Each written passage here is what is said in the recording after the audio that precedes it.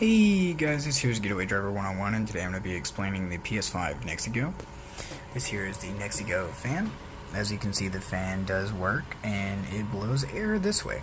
Blows air towards your wall, and it does work. And as you can see, I have a napkin here, and I will demonstrate.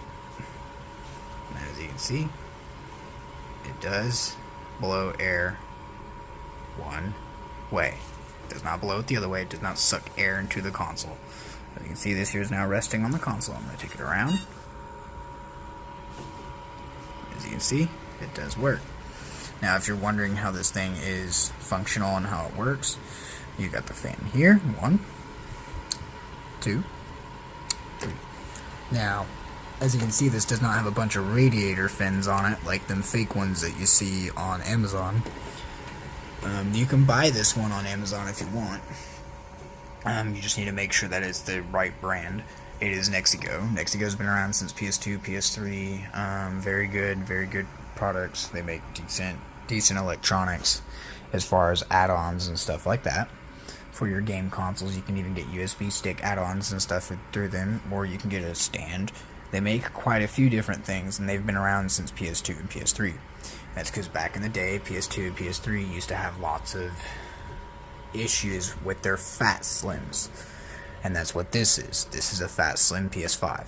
Now, the fat slim PS5s, the internal fans usually are 17 fin, most of them, not all of them.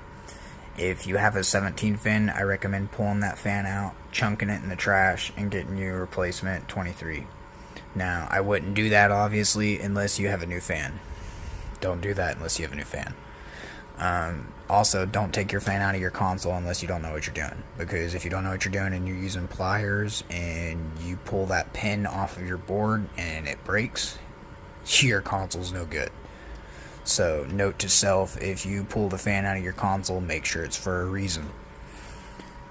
Something else to know.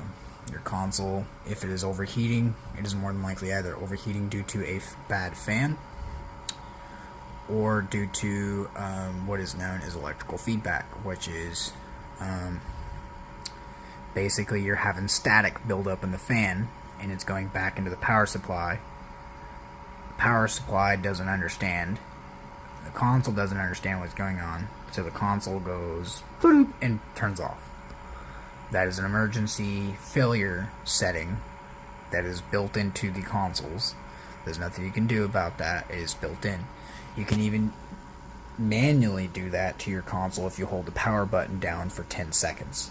If you hold the power button down for 10 seconds, and instead of like if your console's frozen solid, and I've only done this once with the PS5, you hold it down if it's frozen completely solid and the controllers aren't working and the PS5 is completely frozen. This is a 1 in a million chance this will ever happen to you.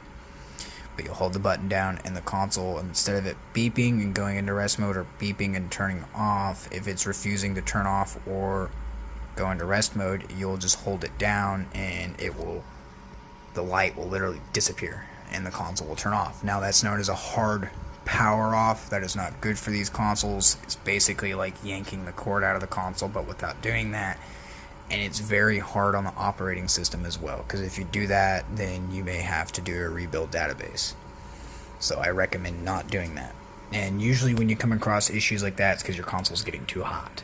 If your console is getting too hot, then you will have issues like that. You will have random crashes that will occur. Your console will randomly power off, or you will get the overheat warning. Your fan will more than likely be the culprit.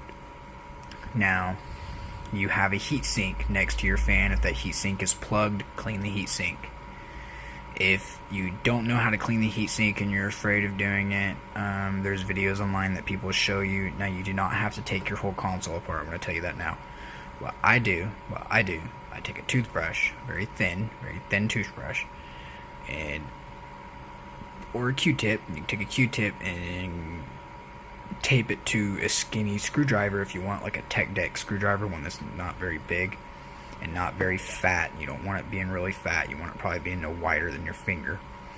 And you stick it down in there, and there's going to be your power supply back here, and it's going to have 1, 2, 3 holes, and you're going to have a metal plate going across your power supply.